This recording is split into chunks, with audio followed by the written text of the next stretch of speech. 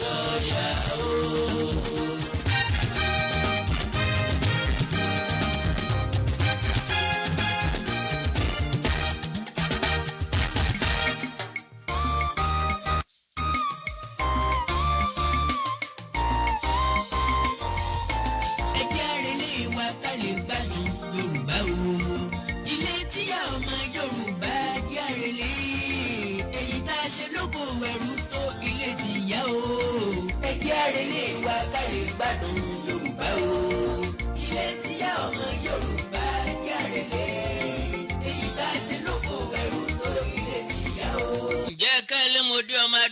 Sílé òtítà lé mọ wọ̀lú ọmọ arẹrù mẹ́sọ̀ ojú yọ bániṣeré kò báni dọ́rẹ̀ẹ́ lónìí ìyẹnmẹyẹnmẹyẹnmẹ gbẹ́kẹ́ ẹkùn olókèrè wèé jèrò ọ̀tọ́ bọlé famayọ òrùn kùnyùmùnyùmọ́ fẹ́ sọ̀rọ̀.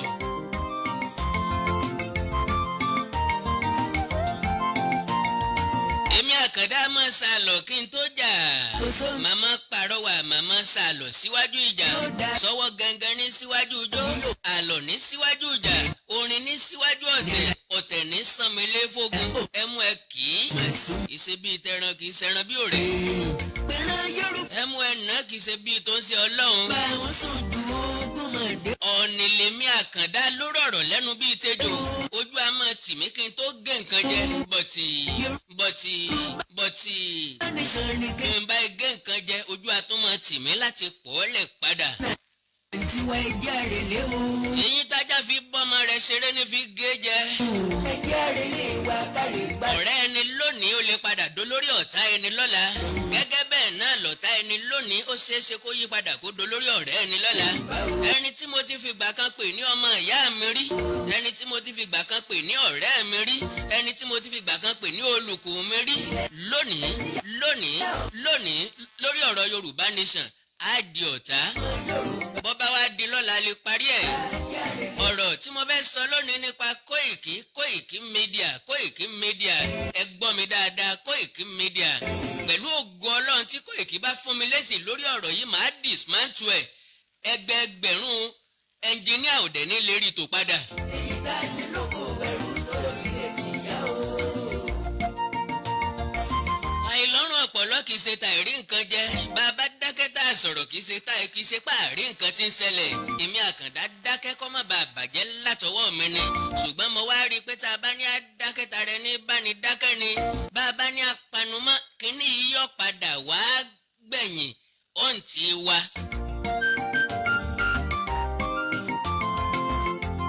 Olóyè Sunday Igboho ṣá olóyè Sunday Adéyẹmọ ẹ forí jèmí fún talẹ́ ni o mo mọ̀ pé fẹ́ràn Koiki dáadáa ó dáa kéèyàn sẹ̀yàn ká má bàa ṣẹ́ lọ́hùn wọ́n sẹ̀yìn lónìí kí má bàa ṣẹ́ lọ́hùn ni.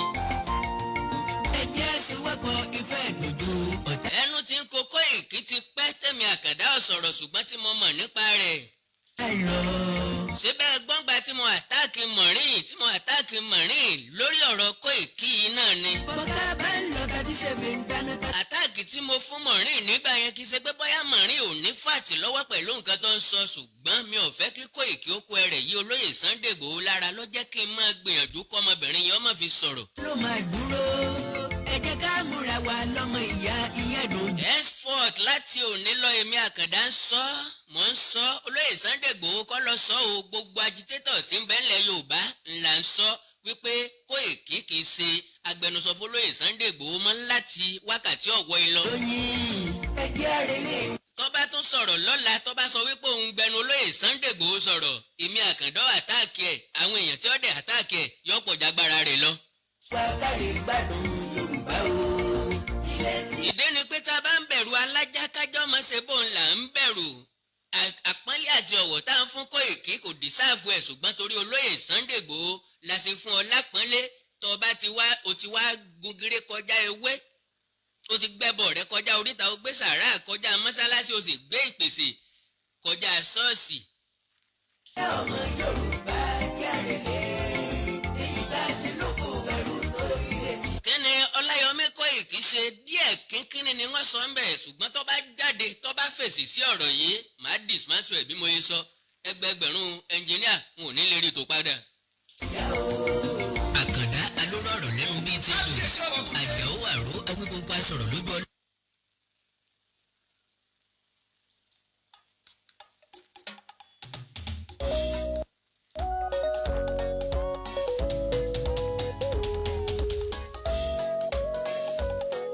fà á tẹ̀mí Àkàndá ò fi sọ̀rọ̀ látẹ̀yìnwá kó má dàbí pé àwọn náà ni wọ́n dálẹ̀ àwọn náà ni wọ́n tó ń ṣera wọn àwọn náà ni wọ́n ń ṣe léṣù lẹ́yìn ara wọn èmi Àkàndá ò kí ń sí nídìí ìbàjẹ́ ìdí ni wípé mo nígbàgbọ́ wípé ẹnìkankan ò disturb mi ẹnìkankan ò dẹ̀ lè disturb mi kò sẹ́ni tó tó bẹ́ẹ̀ because nǹkan tí mo máa ṣe kò bá tiẹ̀ mu nǹkan tí ẹlòmíì ó ṣe kò bá tiẹ̀ mu gbogbo ohun tá a jọ ń ṣe kò bá tara wa mu Ọlọ́run ọba dá wa láàyè ọ̀tọ̀ ojú ọ̀run tẹ́yẹ fò láì fapá kanra mẹ́rin.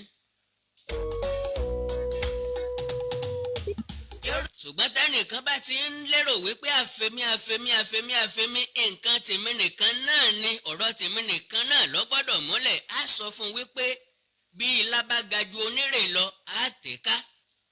Yorùbá nation là ń fẹ́ o Yorùbá nation.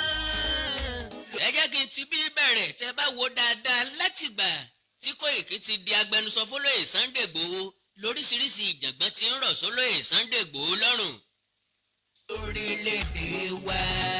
àwọn ọ̀rọ̀ tí máa ń kó lóyè Sunday Igboho sí ìyọnu tàbí tá a fi máa ń sọ wípé sáà kò yẹ ká ẹ sọ̀rọ̀ báyìí a máa ti ẹnu Kóìkí wá tàbí Kóìkí ni rúná sí rúná dá àbí rúná sí tí rúná sí látàbẹ́lẹ̀. Yorùbá nation òmìnira dé. anybody tó bá fẹ́ jẹ́ agbẹnusọ fún èèyàn ó gbọ́dọ̀ jẹ́ ẹni tí ó ní òye ó gbọ́dọ̀ jẹ́ ẹni tó ní ìrírí ó gbọ́dọ̀ jẹ́ ẹni tó ní ìmọ̀ at least yóò lè gáìdì ẹni tí ń gbẹnu rẹ̀ sọ̀rọ̀ ní tí wọ́n fi ń pèèyàn lágbẹnusọ nìyẹn kì í ṣe kákan máa pè fún ogun ìjàngbọ̀n sẹ́ni tí à ń gbẹnu rẹ̀ sọ̀rọ̀. majority ọ̀rọ̀ lé olóyè Sunday Igboho sọ tí Kóìkí máa jáde tó máa ní òun sọ̀rọ̀ olóyè Sunday Igboho sọ báyìí but trust òòṣà kò ní láǹfààní láti sọ wípé mi ò sọ bẹ́ẹ̀ dandan dẹ̀ ni ó máa fẹ́ ṣiṣẹ́ tọ̀ ọ́. now n tó kó gbogbo wa gbàgbọ́ ó náà lọ́rọ̀ ilẹ̀ Yorùbá so kí lọ́láyọmí Kóìkí wálé wá ṣe dọ̀sí mi wípé Kóìkí nìkan ni yóò gba Yorùbá nation fúnra Yorùbá ipa wo ló ń gangan kó nílẹ̀ Yorùbá ojú ogun ní lọ ni àbí o ní ṣe campaign káàkiri. ẹ jẹ́ lọ.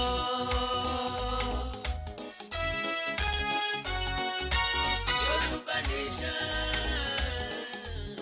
là ń fẹ́ o Yorùbá nation lórílẹ̀-èdè wa Yorùbá nation òmìnira dé ẹ jẹ́ lọ. gbogbo ìdí àtẹlòmíín bá mú wá ni kì í wúlò lọ́dọ̀ Láyọmí Kóìkí tí ẹnìkan náà ní dájú lójú ara rẹ̀.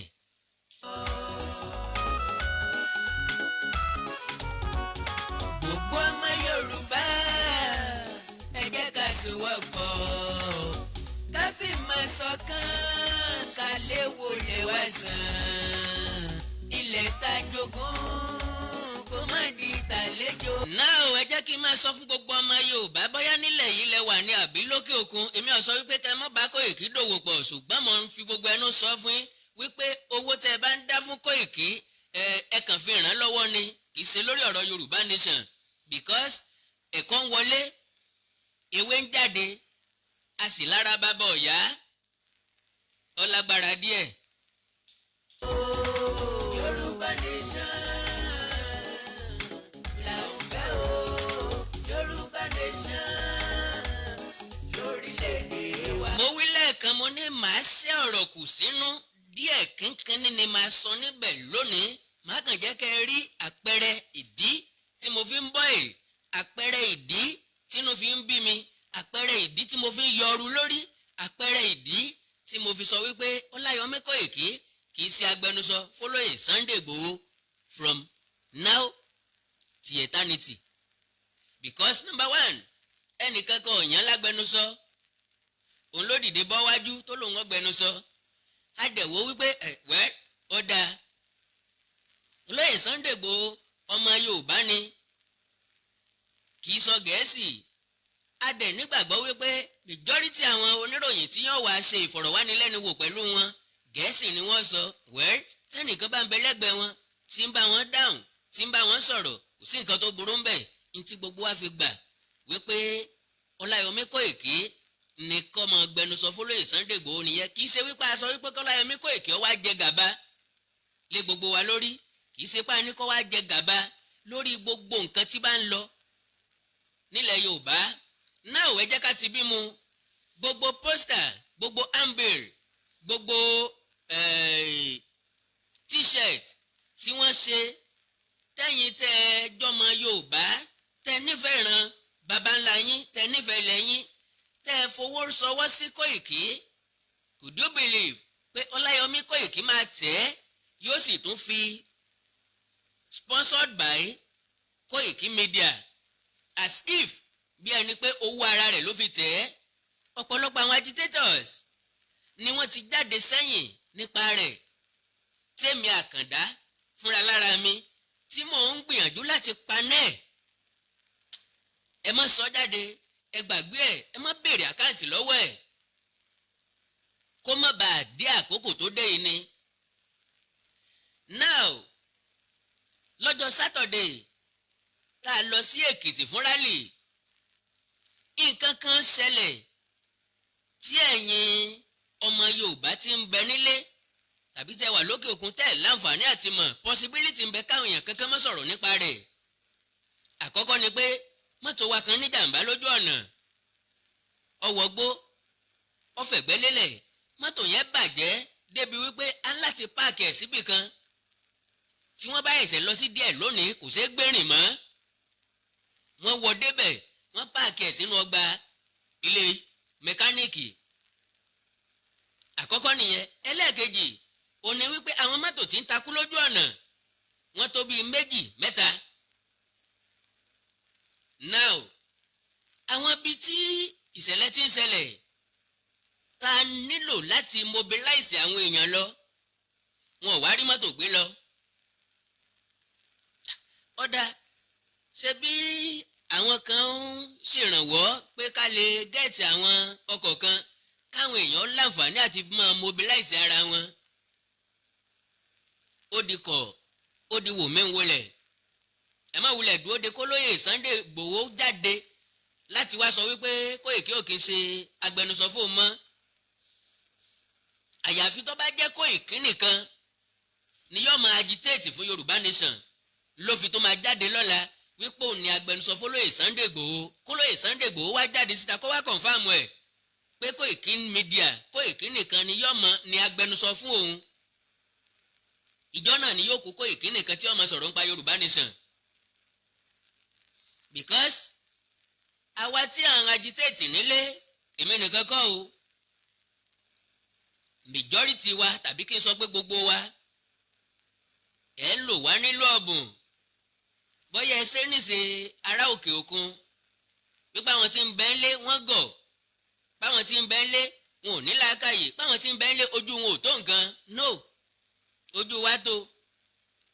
ṣùgbọ́n ibi tí wọ́n ti tọ́ wa, ọ̀nà tí wọ́n gbà wò wá dàgbà ńlọ fà á tá a fi jẹ́ asẹ́ ọ̀rọ̀ kúnú, tó fi jẹ́ pé ojú nìkọ́rọ̀ sí èwe, ikùn nìkọ́rọ̀ sí tiwa. Yorùbá lọ wọ́n bọ̀ wọ́n ní kò bá kùn gbé ọ̀rọ̀ ń bẹ lódò okùn, ká gbó ká tó ń bẹ lẹ́nu rú wa. now oríṣiríṣi àwọn èèyàn ni wọ́n sọ pé kí Kóìkí wá ṣe àkáǹtì. mi ní sọ̀rọ̀ púpọ̀ níbẹ̀ o. àwọn agitators tó wá kù wọ́n wá fohùn ṣọ̀kan wípé ókè nígbà tí eléyìí ò ti tá àti rí nǹkan kan, ẹ jẹ́ ká pè fún ìrànlọ́wọ́ látọ̀dọ̀ àwọn ọmọ Yorùbá. ìgbà tá àti ìṣòṣà à ń ṣòṣà nínú ẹ̀yà tó kóyàn mọ́ra jù, nínú ẹ̀yà tó fẹ́ràn ara wọn jù, bá a ti máa ń sọ wípé ẹnu Yorùbá òkò, ẹnu Yorùbá òkò, èmi Àkàndá ọ̀gbà bẹ́ẹ̀. mo nígbàgbọ́ pé gbogbo wa ò lè sùn ká kọrí síbì kan. ìran Yorùbá jẹ́ ẹ̀yà tí ń ranra wọn lọ́wọ́. still àwọn ọmọ Yorùbá sì rẹ́dì láti ṣe sí i.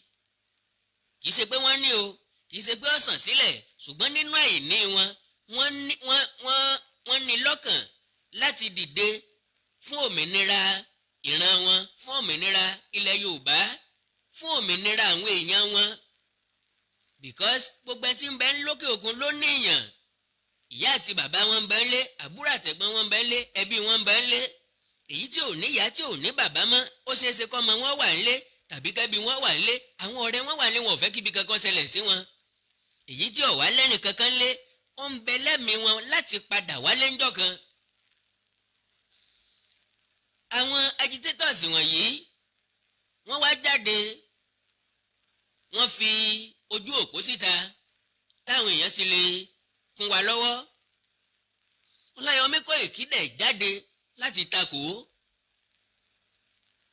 wípé anybody tó bá fẹ́ fi nǹkan ṣọwọ́ ọ̀dọ̀ òun ni kó gbà ó dẹ̀ fún wọn ní àkáǹtì United Kingdom ọ̀rọ̀ bíìsì effort àwọn ọmọ ọ̀hún.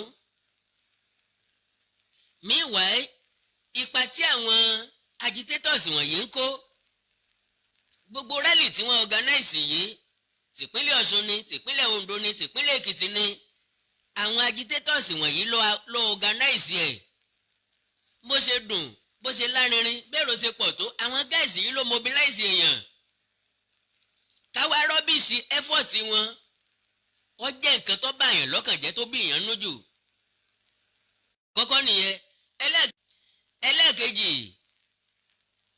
ó ní ti radio station tọ́láyọmí Kóìkí ní àwọn fẹ́ ní ó pè fún ìrànlọ́wọ́ àwọn èèyàn dẹ̀ dìde ìrànlọ́wọ́ sí i bóyá rúmọ̀ ni o bóyá tó bẹ́ẹ̀ o wọ́n ní èmi ò mọyì ẹ̀ gangan pé owó tó máa tó bí 18 million naira náà làwọn èèyàn kó jọ fún kó fi ní rédíò ìgbà tí wọ́n sọ̀rọ̀ rédíò yìí lójú tèmi mo ní rédíò station fún Yorùbá Nation ní Nàìjíríà ní location 9 láéláé kò lè ever wáyé kò lè ṣẹlẹ̀ láéláé ìjọba tí ń bẹ lóde ò lè ever fún ní license because orí social media táwà à ń tọ̀mẹ́ǹtì wọn already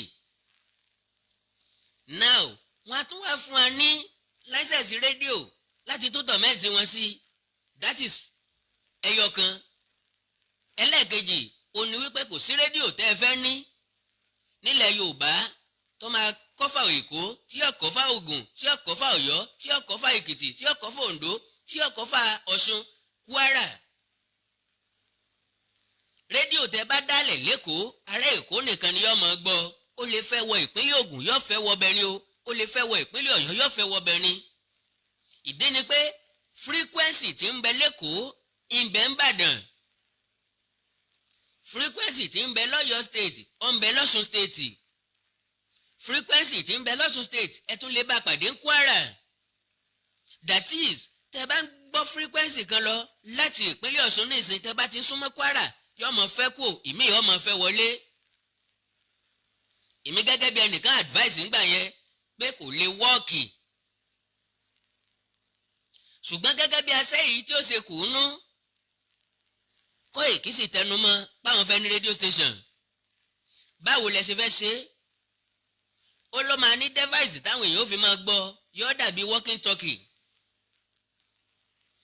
now my suggestion then ó ní pé èèyàn wo ni yóò máa mú walking talkie káàkiri láti listen sí rédíò lẹ́yìn fóònù táwọn ń gbé káàkiri tó rọrùn fún gbogbo wa láti mú káàkiri lọ síbi iṣẹ́ lọ anywhere rédíò táwọn èèyàn bá ti lè gbọ́ lórí rédíò gangan tí wọn ò lè gbọ́ lórí fóònù sáwọn ìyá wa ni ó gbọ́ rédíò pẹ̀lú walking talkie ṣé ẹ rà fún wọn ni ẹ máa há fún wọn ni àbáwọn náà máa fowó ara wọn rà á it will be a wasted effort more advice now ìgbà tí brother wa máa dá eléyìí tó dálẹ̀ anybody tó bá fẹ́ dá rédíò Yorùbá Nation kalẹ̀ ìtọ́ yẹ kọ́kọ́ wá sínú ọpọlọ ẹ̀ ní láti gbá gbogbo agitators tó wà nílẹ̀ Yorùbá tí ń bẹ ńlé láti gbá wọn jọ sójú kan káwá kó wọn dà sí rédíò yẹn kẹ́nìkan ṣe láàárọ̀ kẹ́nìkan ṣe níyálẹ̀ta kẹ́nìkan ṣe lọ́sàn-án kẹ́nìkan ṣe rọ̀lẹ́ kẹ́nìkan ṣe lálẹ́ ká pín àkókò yẹn láti jọ máa ṣètò fún same purpose bọ́dá wa gbére eléyìí tó lòun ó ṣe kalẹ̀ lọ́ba ní kò sẹ́ni tó fóun lówó gangan fún rédíò fún Yorùbá Nation, wọ́n fóun fún media platform ní ọ̀dàlẹ̀ ó ń dá tiẹ̀ ṣe fúnra lára ẹ̀. Could you believe wípé bá a ṣe ní coordinators fún Yorùbá Nation láwọn ìpínlẹ̀ kọ̀ọ̀kan bẹ́ẹ̀ náà ni brọ́dà wa náà ní coordinators tiẹ̀. Ó láwọn èèyàn tí ń rán jáde láàyè ọ̀tọ̀. Rálí Èkìtì tó wáyé tí gbogbo yín ń kí olóyè Sunday Igboho kú oríire kú àṣeyọrí. Àwọn èèyàn kan ní ọjọ́ bàjẹ́ ìbá ti bàjẹ́ láàárọ̀ ká tó débẹ̀ torí wọ́n dá rálì sí méjì. Àwọn tí ń dúró olóyè Sunday Igboho wọ́n ṣe rálì tiwọn pẹ̀lú coordinator tí wọ́n ti ní tẹ́lẹ̀. Coordinator àtọwọ́dá from Ọláyọmí Kóìkí òun náà ń ṣe rálì tiẹ̀ lọ́tọ̀ débi pé wọ́n ń drag microphone mọ́ra wọn lọ́wọ́. Tí kì í bá ṣe pé nìkan jẹ́wúrẹ́ nìkan jágùntàn wàhálà làbá bá lẹ́kìtì. Ẹni mo fi ní ọ̀rọ̀ díẹ̀ ní máa sọ lónìí because nígbà tí àwọn nǹkan wọ̀nyí ń ṣẹlẹ̀ tẹ́ bá ní kí brọ́dà mi wá sàkáǹtì a ní let's be focused. Ẹja focus, ẹja tẹ̀síwájú, ẹja kọjú síbi tá à ń lọ.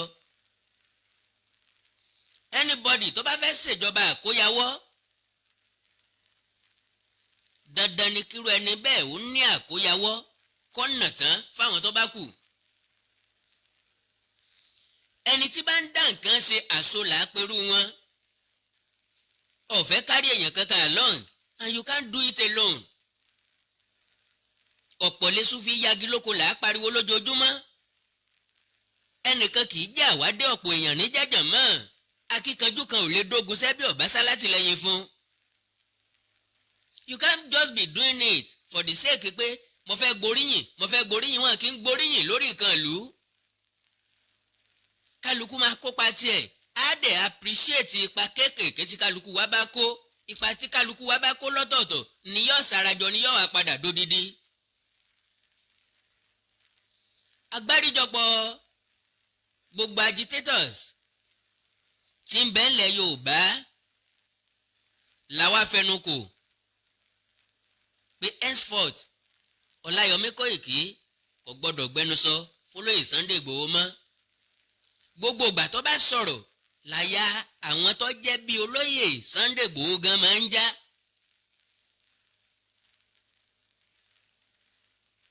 Pé kí lọmọkùnrin sọ yìí ọ̀pọ̀lọpọ̀ lọ́rọ̀ ẹ̀ máa jẹ́ kàyéfì fún pé ẹ ń láti bá ọkùnrin sọ̀rọ̀.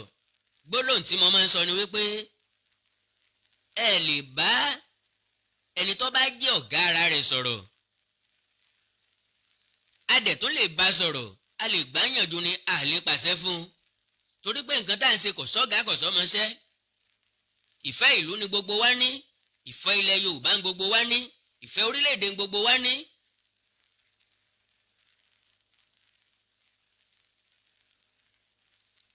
Now tá a bá tètè pé kan rókò ní kékeré yóò dàgbà yóò gbẹbọ. Ibi tí mo ti fẹ́ dánu dúró lónìí ni o. Òun ni wípé olóyè Sunday Igboho tó láti gbẹnusọ fúnra wọn. Kẹ́nìkan kan má gbẹnusọ fólóyè Sunday Igboho mọ́. Interview tó bá wù wọ́n láti ṣe kí wọ́n ṣe é because àìmọye jẹ́ pé gbogbo nǹkan táwa bá ń ṣe àní nǹkan àṣírí. Àìmọye ìgbà láti pè sí bàbá pè sí kọ̀kọ̀ sọ fún un kó má ṣerú ẹ̀ mọ́. Whatever tó bá wù ọ́ tó bá wù yín lẹ lè sọ lórí nǹkan tí mo sọ yìí. Mo ti dábọ̀ ẹ̀ kó má bàa dà báyìí. Ṣùgbọ́n bí bàtà bá ń ró wálewále ó ṣetán tí ọ̀yà ni èmi Àkàndá sọ yìí mo dúró ná